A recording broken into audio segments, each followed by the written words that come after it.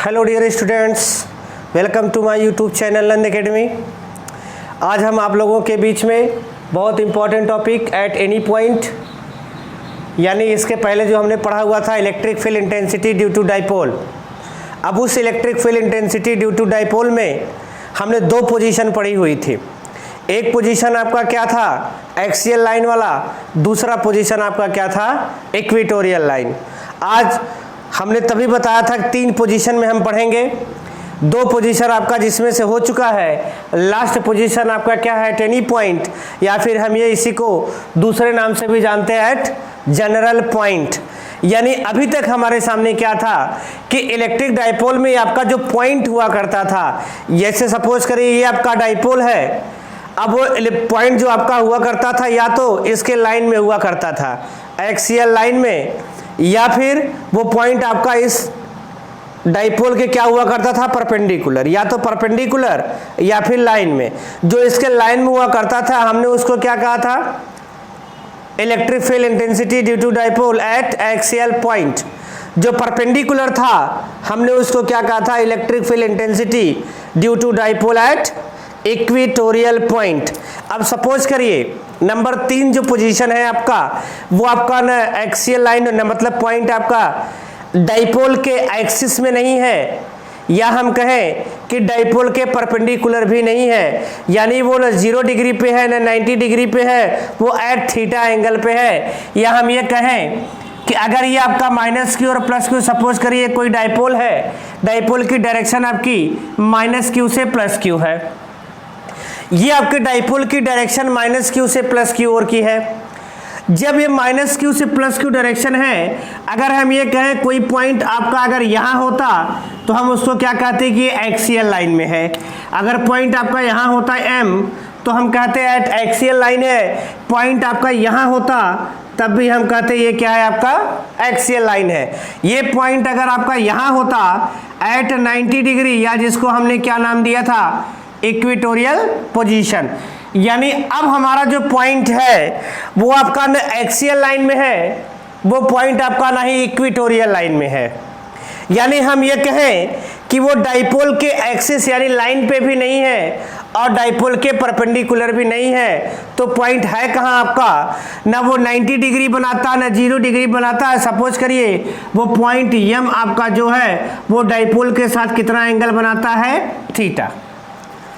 अब इस point M पर हम इस डाइपोल के थ्रू इलेक्ट्रिक फील्ड इंटेंसिटी, जो आपकी रिजल्टेंट इलेक्ट्रिक फील्ड इंटेंसिटी होगी, हम उसको फाइंड करने जा रहे हैं। देखते हैं कि इसका रिजल्टेंट इलेक्ट्रिक फील्ड इंटेंसिटी क्या आता है। एक चीज थोड़ा सा समझिए, हमने जब एक्सियल पोजीशन को फाइंड किया था तो हमारे पास एक बेसिक था कि हमको electric field intensity due two point charge मालूम था, तो हम पॉइंट चार्ज +q से पॉइंट चार्ज -q से फाइंड करके रिजल्टेंट फाइंड कर दिए थे। सेम हमने उसको इक्वेटोरियल लाइन में भी वही किया था। यहां अब हम एक्सियल लाइन के थ्रू इलेक्ट्रिक फील्ड इंटेंसिटी कितनी होती है, इक्वेटोरियल लाइन पर इलेक्ट्रिक फील्ड इंटेंसिटी कितनी होती है, हम उसको फाइंड कर चुके हैं। तो हम क्या करेंगे, अब हम वही एक्सियल पोजीशन और इक्वेटोरियल पोजीशन जो होगा आपका, उसी को हम बेसिक मानेंगे और उसी का यूज करेंगे। वही एक्सियल लाइन और इक्वेटोरियल लाइन का यूज करके हम जनरल पॉइंट का electric field intensity due to dipole find कर सकते हैं। पहले थोड़ा सा लिख लेते हैं। सपोज करिए अ पॉइंट M, लेट कर लीजिए, let a point M which are placed at distance small r from electric dipole,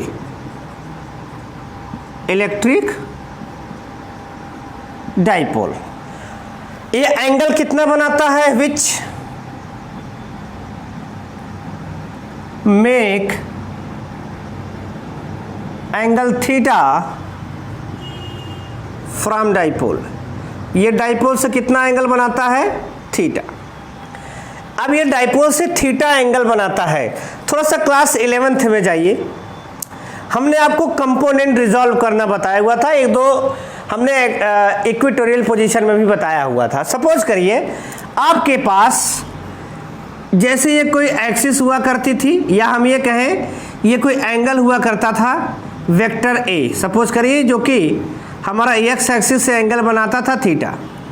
हम इसके दो कंपोनेंट बनाते थे, एक कंपोनेंट हमारा जो एंगल थीटा की तरफ होता था उसको हमने कॉस थीटा कहा था, हॉरिजॉन्टल कंपोनेंट, और ये आपका क्या हो जाता था?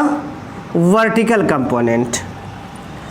तो ध्यान दीजिए, ये आपका जो P है, जो डाइपोल आपका P है, जो P की डायरेक्शन आपकी इधर है, ये जो P की डायरेक्शन आपकी माइनस से Q है, अगर इसको हम दो कंपोनेंट में रिजॉल्व कर दें, ऐसा हम क्यों कर रहे हैं अभी आपको पता चल जाएगा। अगर हम इसको दो कंपोनेंट में सपोज करें रिजॉल्व करें, एक एंगल आपका क्या बना रहा है? ये थीटा। जरा देखिए, अगर हम इसको यहां से क्या कर दें, बंद कर दें, और यहां से इसको जरा पलट के देखें तो शायद ये ऐसे बनेगा आपका, थीटा एंगल बनाते हुए ये P आपका आएगा। आ रहा कि नहीं आ रहा? थीटा एंगल यहां से देखिए, इसको बंद कीजिए, इसको पकड़ के ऐसे कीजिए, तो आपका ये देखिए प्लस Q आ जाएगा, इधर आपका क्या आ जाएगा? माइनस Q, और ये आपका क्या होगा? ये पॉइंट M होगा। ठीक सर जी, बहुत सही। अगर अब हम इस पॉइंट P की डायरेक्शन की बात करें तो न ये हॉरिजॉन्टल में है और न ही ये कहाँ है? वर्टिकल में है। जब ये हॉरिजॉन्टल और वर्टिकल में नहीं है तो हम इस P के दो कंपोनेंट बना सकते हैं।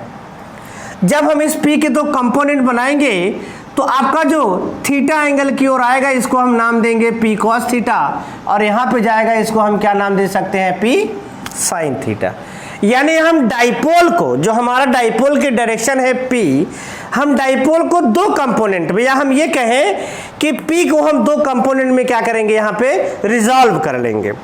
जब हम दो कंपोनेंट में रिजॉल्व करते हैं तो जरा देखिए कि वो कैसे बन रहा है। सपोज करिए ये आपका क्या है? P की direction.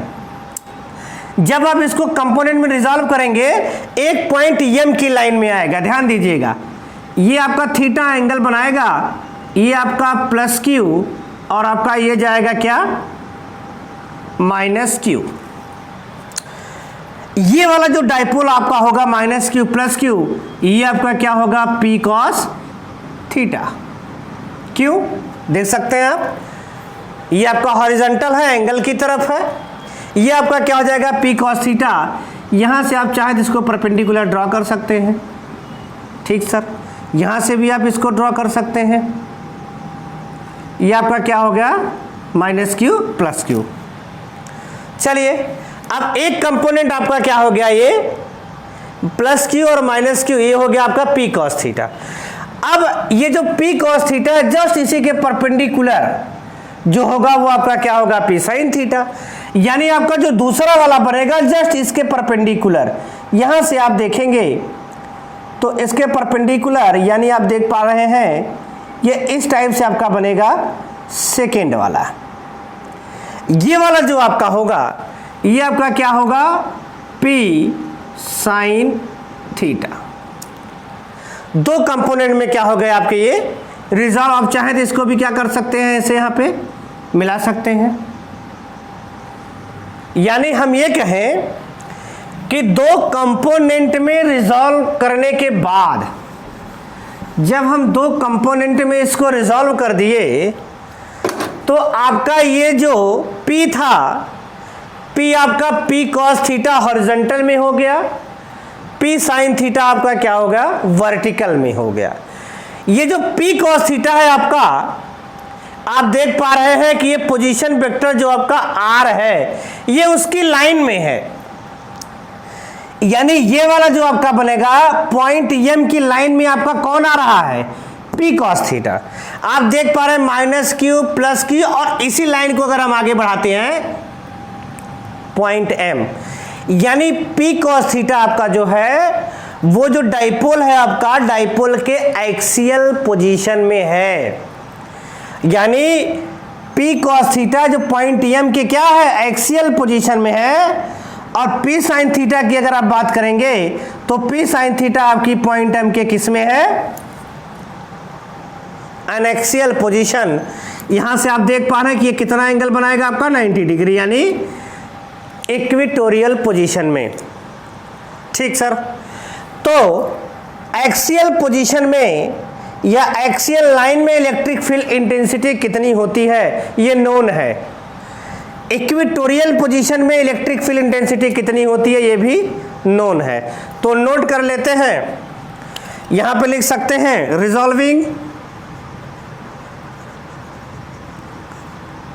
Vector P in components in component. अब ध्यान से आप देखेंगे एलॉन्ग R, यानी जो R की डायरेक्शन में होगा, एलॉन्ग R जो होगा ये आपका क्या हो जाएगा P cos थीटा। आल्सो यहां आप देखेंगे एलॉन्ग परपेंडिकुलर टू R। अगर परपेंडिकुलर टू R की बात आप करेंगे तो ये आपका क्या हो जाएगा P sin थीटा। अब आप देखेंगे P cos थीटा जो आपका डाइपोल है, P cos थीटा जो डाइपोल है, पॉइंट M जो होगा P cos थीटा के एक्सियल लाइन में होगा। यहां पे आप लिख सकते हैं point M R on axial line of P cos theta. P cos theta की क्या है, वो एक्सियल लाइन में है। देन इलेक्ट्रिक फील्ड, यानी एक्सियल लाइन में जो इलेक्ट्रिक फील्ड होगा आपका वो होगा 1/4 पाई एप्सिलॉन नॉट। क्या हुआ करता था आपका 2p/r³।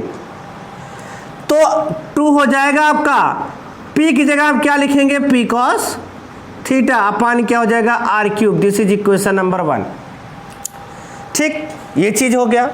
दूसरी अगर हम लोग बात करें, point M R on equatorial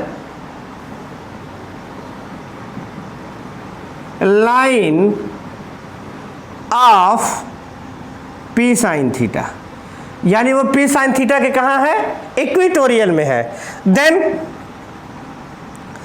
equatorial में अगर आप निकालेंगे तो ये हो जाएगा 1/4 पाई एप्सिलॉन नॉट। ये क्या हो जाएगा P sin थीटा अपान क्या हो जाएगा r³। This is equation number 2। ठीक सर, ये आपका क्या हो गया, एक्सियल और इक्वेटोरियल। बात इसकी हो रही है और इसकी हो रही है।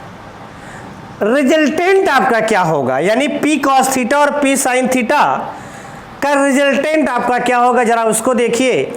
तो पहले हमको क्या करना पड़ेगा, P cos थीटा और P sin थीटा का क्या करना पड़ेगा, डायरेक्शन फाइंड करना पड़ेगा। तो P cos थीटा जो होगा आपका वो एक्सियल लाइन में होता है। अब जब एक्सियल लाइन में फाइंड किए थे इलेक्ट्रिक फील्ड इंटेंसिटी, तो उसकी जो डायरेक्शन आई थी, ध्यान होगा आपको, वह आया था along to direction of electric dipole moment, यानी -q से +q अगर इसकी डायरेक्शन होती है तो P cos थीटा की जो डायरेक्शन होगी आपकी कहां जाएगी, यहां। ये आपका क्या होगा, E एक्सियल, ये होगा आपका एक्सियल की डायरेक्शन। जब आप इक्वेटोरियल की डायरेक्शन निकाले थे, ये आपका क्या था, अपोजिट टू द आया था opposite to P।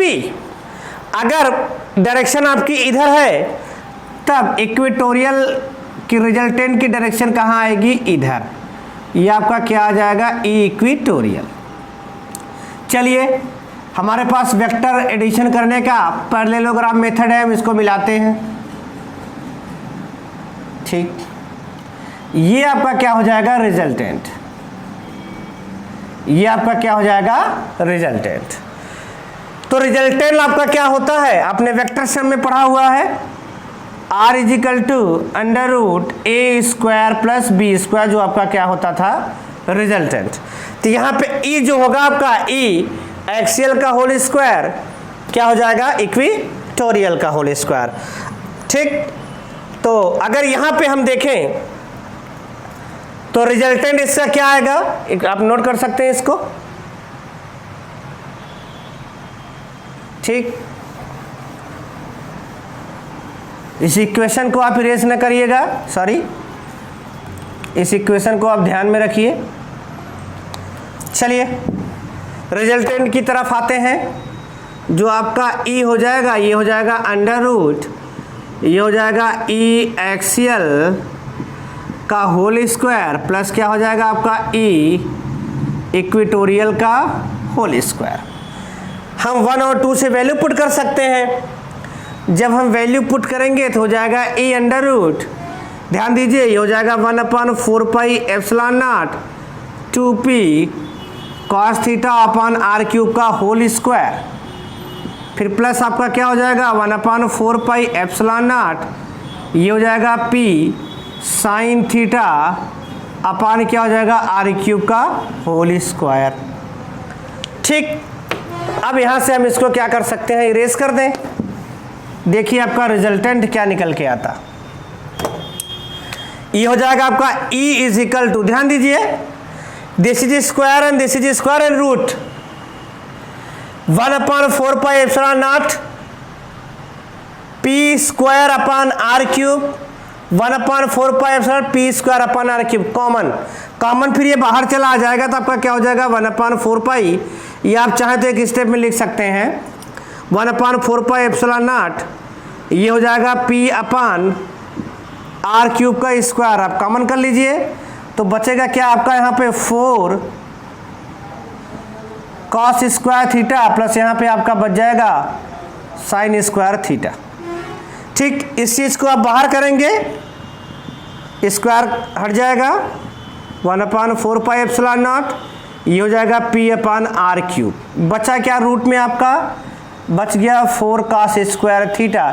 Sine square theta को आप लिख सकते हैं 1 माइनस, सॉरी हाँ लिख सकते हैं 1 minus cos square theta, 4 cos square theta minus cos square theta, ये आपका हो जाएगा e is equal to 1/4 pi epsilon naught, ये हो जाएगा p upon r cube under root 3 cos square theta plus 1। ये आपका क्या आ गया, रिजल्टेंट इलेक्ट्रिक फील्ड। आपका क्या आ गया, रिजल्टेंट इलेक्ट्रिक फील्ड। चलिए, ये आपका रिजल्टेंट इलेक्ट्रिक फील्ड आ गया। अब यहां पे जरा सोचिए, स्पेशल केस के बारे में जरा सोचिए। पहली केस आपकी क्या होगी, if theta is equal to 0, theta is equal to 0, ध्यान दीजिए थीटा 0 कब होता था, ये जब थीटा इज इक्वल टू आपका 0 यानी पॉइंट m आपका कहां सिचुएट होगा, यहां। थीटा आपका 0 यानी पॉइंट m आपका कहां आ जाएगा, लाइन ऑफ डाइपोल, यानी एक्सियल लाइन की बात हो रही है। देखते हैं रिजल्ट क्या आता है, ये हो जाएगा e is equal to 1/4 pi epsilon naught p upon r cube under root cos 0 यानी 1 3 प्लस 1 यानी 4। अगर आप देखेंगे यहाँ पे e is equal to 1/4 pi epsilon naught, 4 बाहर, ये आ जाएगा 2p अपॉन आर क्यूब, इसी को हम लोग क्या कहते थे, e axial. Very good sir. आगे आपका एक्सियल पोजीशन होता भी है ये। सेकेंड चीज हम चेक करते हैं, if theta is equal to 90, चलिए if theta is equal to 90, ध्यान दीजिएगा e is equal to 1/4 pi epsilon naught p upon r cube, value put करके देख लीजिए, theta is equal to 90 cos 90 यानी पूरी वैल्यू 0, 1 यानी क्या बचेगा, खाली p अपॉन आर क्यूब। यही आपका हुआ करता था क्या, e इक्वेटोरियल। ठीक, यानी हम ये कहें कि अगर हम electric field intensity at general point अगर फाइंड कर लें तो थीटा की वैल्यू पुट करके हम एक्सियल पोजीशन और इक्वेटोरियल पोजीशन दोनों फाइंड कर सकते हैं। आप देख पा रहे हैं कि हमने जब थीटा की वैल्यू 0 रखा, यानी ये डाइपोल आपका कहां आ गया, एक्सियल लाइन पे, सॉरी पॉइंट आपका एक्सियल लाइन पे आ गया। थीटा की वैल्यू 90 रखा, यानी आपका कहां आ गया, इक्वेटोरियल लाइन पे। वैल्यू भी आपकी क्या आ गई, एक्सियल और इक्वेटोरियल की वैल्यू आपकी फाइंड हो गई। तो इस तरीके से आप जनरल पॉइंट को भी क्या कर सकते हैं, बेहद छोटा सा आपका डेरिवेशन है। मेथड एक बार और समझिए। आपका अलोंग डायरेक्शन पी है, थीटा एंगल पे आपका क्या है, पॉइंट एम है। यहां आप डाइपोल को दो कंपोनेंट में डिवाइड करेंगे। एक कंपोनेंट आपका क्या होगा, पॉइंट एम के अलोंग होगा यानी एक्सियल लाइन में होगा, दूसरा पॉइंट एम के परपेंडिकुलर होगा यानी इक्वेटोरियल लाइन में होगा। अब दोनों की वैल्यू आप लोग फाइंड कर लेंगे। फाइंड करने के बाद दोनों का डायरेक्शन निकाल कर रिजल्टेंट फाइंड कर लेंगे। रिजल्टेंट में आपकी ये वैल्यू आ जाएगी। आपका रिजल्टेंट क्या होगा, एट जनरल पॉइंट। तो इस तरीके से आपका eight any point, axial point और इक्वेटोरियल पॉइंट में हम इलेक्ट्रिक फील्ड इंटेंसिटी कैसे फाइंड कर सकते हैं, उसको आप बेहतर तरीके से जानें। Thank you.